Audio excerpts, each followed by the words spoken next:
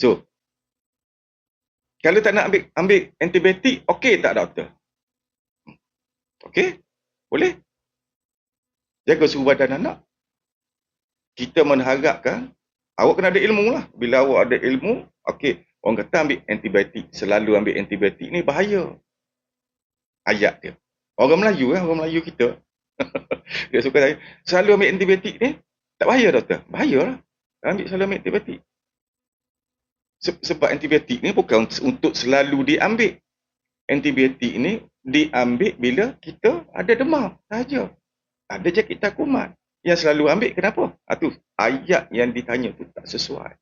Sebab antibiotik tak pernah bahaya. Sebab dia membantu kita untuk bunuh kuman. Dia tak makan antibiotik tu lagi bahaya. Okay. So, saya tak nak makan antibiotik. Okey? Tak ada masalah. Tapi awak kena ada ilmu. Kenapa?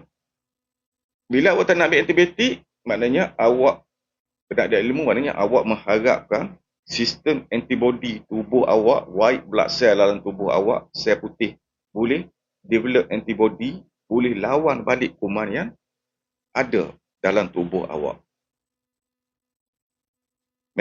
Defense mechanism yang ada dalam tubuh kita. Kita harap dia boleh activate, dia boleh lawan balik kuman. Kalau tak boleh lawan juga, awak akan demam yang teruk, akhirnya awak kena ambil antibiotik. Ada demam yang teruk sampai paru-paru. Kalau yang batuk, demam semua ni, paru-paru menanah. Kahak daripada putih, tukar kuning, tukar hijau. Nak bernafas susah. Batuk yang teruk, kahak yang pekat. Macam-macam masalah nanti. Last kali itu yang masuk hospital tu. Sebab degil sangat. Bertahan dah tanpa makan antibiotik. Sebab orang bercakap makan antibiotik ni bahaya. Jadi kena faham yang ni. Maknanya